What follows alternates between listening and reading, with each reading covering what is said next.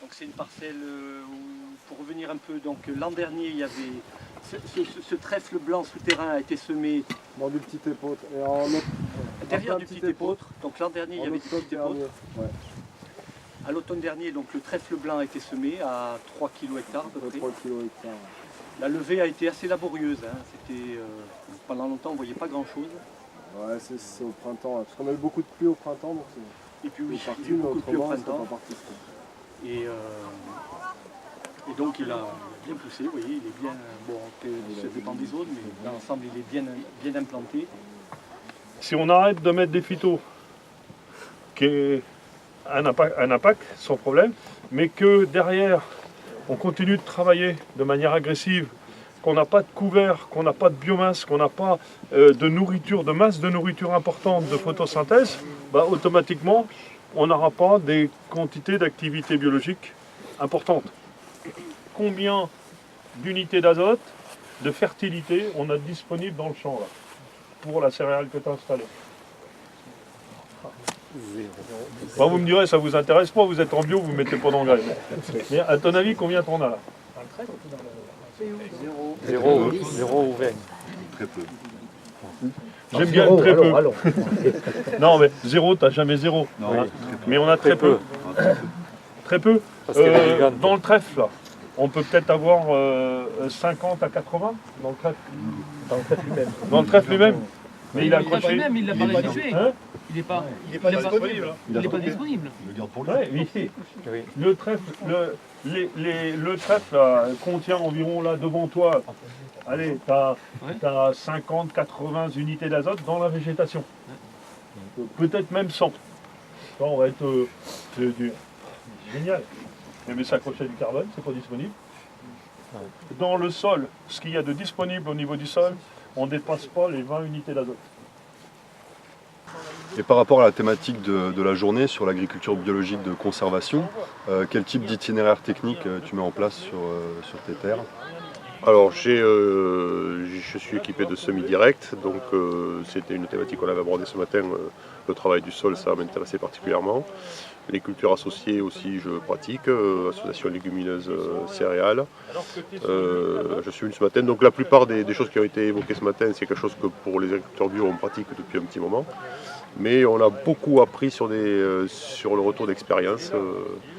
D'autant que l'intervenant est passionnant et qu'un paysan qui parle aux paysans, c'est très agréable. Ça passe très bien.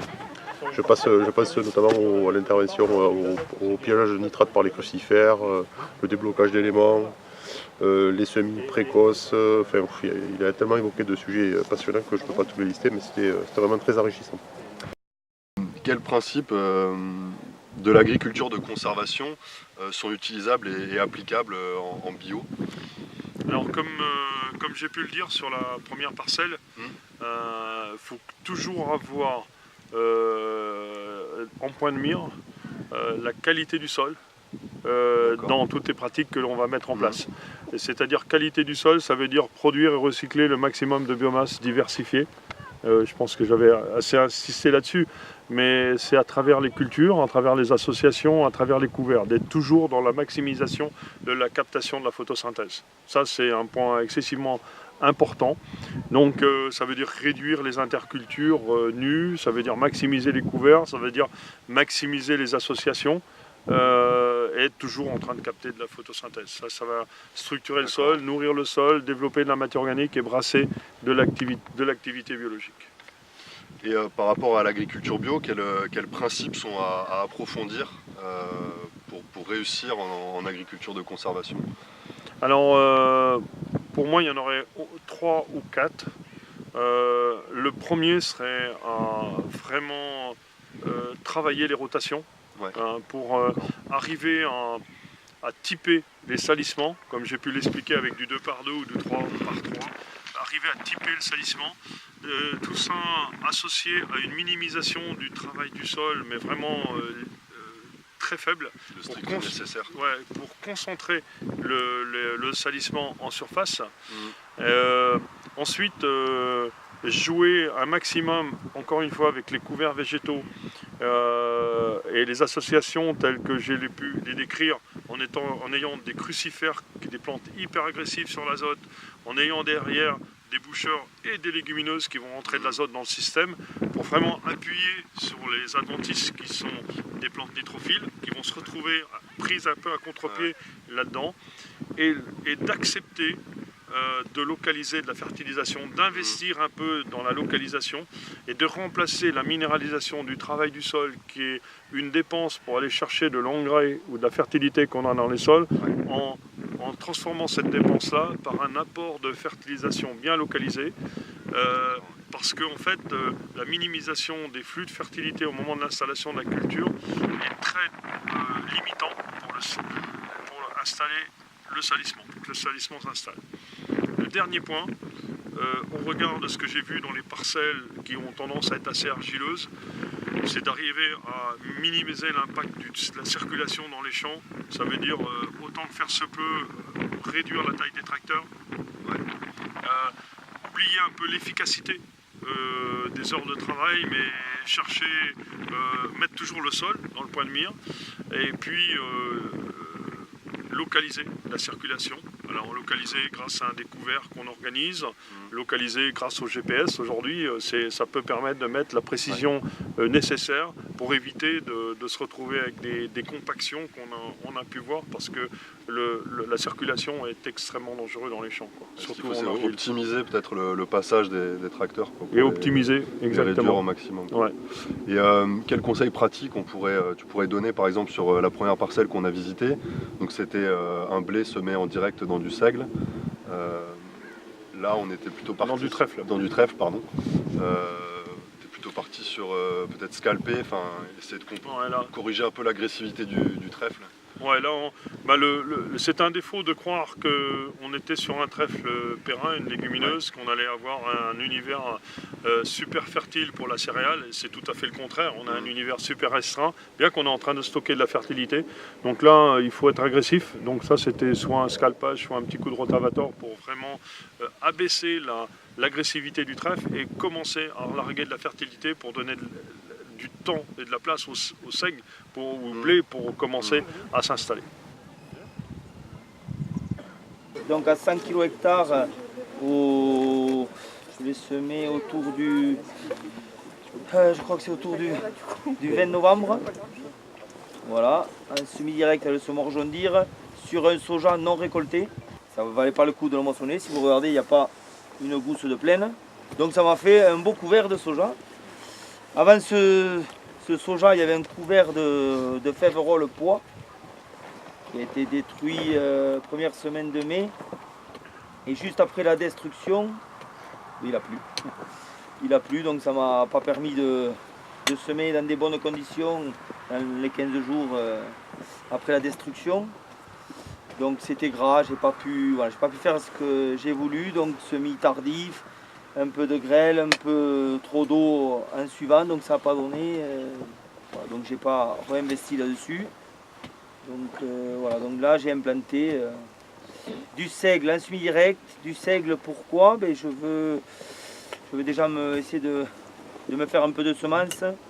Mais pour tester l'an prochain, qu'on va en faire sur une bande ou deux, là on va essayer de semer du soja, du re-soja dans du seigle. Voilà, en le roulant, sans destruction mécanique. Bon, cette parcelle, elle est super intéressante. Elle est super intéressante. Déjà, par rapport à la surface, ça correspond un petit peu à ce qu'on a dit ce matin quand on a parlé des 2 par 2 et de la rotation sur 5 ans. Derrière les sojas et les cultures d'été, même si on a du salissement, les morels là, ça risque rien, le soja ça risque rien. J'ai vu des amarantes, j'ai vu des Natura, quelques-uns, mais ils y sont, mais on en garde un peu, ça nous pimente un peu le travail. Pour une céréale, c'est, mis à part un peu de pensée, de trucs, c'est pas ça qui va te foutre le bordel, quoi. Et c'est l'ensemble de ces bénéfices qu'on va additionner qui viendront compenser les petits dégâts qu'on peut faire à un moment donné. On rejoint l'équilibre de tout à l'heure.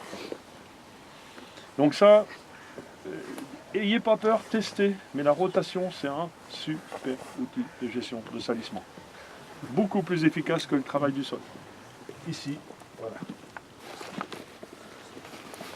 Regarde là, ça c'est ton travail du sol peut-être au printemps ou ton binage. Hein. Regarde. Du sol. Regarde La comment préparation du printemps. la préparation du printemps. Oui. Elle est encore là. Voilà comment ça. Est-ce que c'est l'outil qui a fait? Hein, c'est toi qui connais ton outil, mais là, dans cette zone-là, ben, il en a quand même vachement bavé. Est-ce que tu vois tout ça? Voilà. Tu vois comment c'est fermé là, hein, et donc ça, la circulation au printemps, c'est pour ça que si on peut réduire la taille des tracteurs, on va commencer par ça. Je pratique les couverts végétaux depuis 4 ans. J'essaye au maximum de laisser les sols couverts. Au début j'étais sur des couverts de Févrole et maintenant je suis plus sur des couverts qui sont plus assimilables par les animaux en tout cas, que je puisse soit faire packager, soit enrubanner, soit enfouir, suivant les cas. Donc je suis plutôt sur de la veste avoine pour le moment. Là cette année j'ai implanté du seigle. Voilà, donc là je suis en recherche là-dessus. Le principe que j'applique aujourd'hui, c'est de laisser les sols couverts. Je laboure le moins possible. Mais je laboure quand même parce qu'en termes de salissement aujourd'hui j'ai pas trouvé de solution miracle, et après c'est la rotation qui fait la gestion du salissement et ça marche pas trop mal, et après bien sûr les cultures d'été sont binées, et puis je travaille sur tout ce qui est légumineuse et fourragère pour nettoyer les sols, quoi. Donc luzerne, trèfle avec fauche, voilà. D'accord. Si l'aspect qu'on vient de voir, c'est-à-dire le compactage des sols et le fait d'essayer de repasser, de se servir du couvert végétal pour marquer les traces de roues et de repasser toujours au même endroit sur les traces de roues pour éviter de tasser le sol. Voilà, ça c'est un fait. Sur la deuxième parcelle qu'on a vue, donc c'était un semis de seigle en direct derrière un soja qui n'a pas pu être récolté. Là on a pu observer aussi des problèmes par rapport à la structure du sol. Alors là, on avait deux choses très nettes. La structure du sol, bien qu'il y avait un couvert qui était très performant au printemps, on se rend compte que la structure est complètement détruite par la circulation. Alors la météo de l'année n'a pas aidé, mais météo contraignante fait qu'on circule encore plus dans le champ en conditions difficiles, et là on se retrouve dans ces conditions-là qui sont assez communes, ou voire très communes dans le grand sud-ouest. C'est pas... Alors, plus on est en AB, plus on veut un sol propre, plus on va augmenter la circulation, plus on amplifie le problème. Et en fait, on se retrouve avec des installations, on a vu le système racinaire du soja qui était complètement nul, alors qu'il y avait un bon couvert et certainement de la structure. Donc ça, c'était le côté négatif, que le seigle va arriver à gérer de ça. Mais le côté positif, c'est ce qu'on a pu observer, ça renforce sur l'idée de la rotation. Et c'est inutile de travailler derrière un soja, un sorgho, un tournesol. C'est même contre-productif en matière de gestion de salissement de ramener un travail, puisqu'on aura un chantier beaucoup plus sale que si on sème en direct. Là on voit bien qu'il y a des fenêtres de tir où on va pouvoir rentrer du semi-direct dans l'agriculture biologique et faire une économie de travail certes, mais également avoir un impact très fort sur le salissement futur.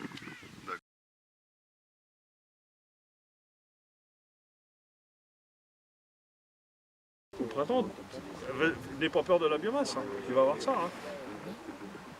Et si tu as ça, eh ben, si tu veux, toutes les merdouilles qui peuvent être dedans, ils vont être calmés. Et la structure du sol que tu travailles, c'est pas seulement pour ta culture, mais celle que tu mets en place, mais également pour les cultures suivantes. C'est aussi de la bouffe pour ces vers de terre futurs qui travailleront ta terre. Hyper fertile sur cette zone-là. Et puis après, tu reviens semer, une fois que ça fleurit un petit peu, tu vois, tu viens semer. Puis si tu as facélie, prof, on reroule. Là, t'es peinard, tu sais où il y a les rangs. Hein, tu reroules, tu réécrases ça. La facélie, ça va se décomposer assez vite. Si à un moment, tu as besoin de biner, c'est pas ça qui t'embêtera. Mais déjà, si tu plantes un tournesol, un maïs, un sorgho là-dedans, lui, il va carburer. Et enfin, la dernière parcelle qu'on a pu observer, donc on est sur un semis direct d'un couvert cette fois, après un blé févrole. Donc là par contre on a vu vraiment des effets positifs sur un couvert qui est en place depuis quelques mois seulement. Donc là on a vraiment vu ces effets positifs au niveau racinaire. Ouais. On pourrait simplement regretter qu'il n'a pas été mis assez tôt, qu'il n'ait pas assez développé, parce que on imagine avec un faible couvert comme on a là déjà tout ce qu'on a comme positif, si on double ou triple la biomasse, il a vraiment un super effet. Et on répond bien au point d'entrée, produire et recycler beaucoup de biomasse diversifiée. C'est là que le profil de sol nous a renseigné aussi sur est-ce qu'il est nécessaire de travailler en profondeur ou pas. Ouais. Là on a la réponse. Les seules réflexions qu'on devra amener à l'installation de la culture, ça veut dire destruction du couvert, comment on le détruit. Ouais, alors, à quelle période aussi la période de destruction et l'installation, le lit de semence et l'installation de la culture. Alors c'est clair que si on veut maximiser le couvert et le pousser le plus loin possible, ce sera un moyen de maximiser l'effet du couvert. Et donc je garde le sol en ligne de mire. Ça veut dire que plus il sera développé, plus il va être, comme on est très chargé en facélie, plus il va être agressif sur les quelques graminées qui restent, les repousses de céréales. Il va tenir le champ propre jusqu'à l'installation, tout en produisant de la biomasse. Ensuite, ça veut dire qu'il faut préparer la ligne de semis. Donc ça va être soit du strip-till, soit du pré-traçage, avec localisation de fertilisation pour doper le démarrage de la culture, parce que le couvert, par contre, il aura stocké, mais il n'aura pas restitué de la fertilité. Et puis après, destruction par roulage sera d'autant plus facile que le couvert est développé, quoi. Ouais. Hein, donc non, on est dans une, comme on l'a vu, dans une très bonne position. Là, on a la structure, on a le lit de semence qui est en état. C'est simplement destruction du couvert, gestion de l'installation et fertilité. On n'a plus que 3 points à répondre. Les autres, c'est plus la peine de s'en occuper. Il ne faut surtout pas venir détruire la structure en essayant de détruire le couvert. Voilà comment on va pouvoir arbitrer. Donc c'est un super chantier que l'on a pour pousser le bouchon un petit peu plus loin. Okay. Merci beaucoup Frédéric pour cette journée sur l'agriculture bio de conservation. C'est toujours un grand plaisir de venir vous voir et de passer vous voir en Ariège.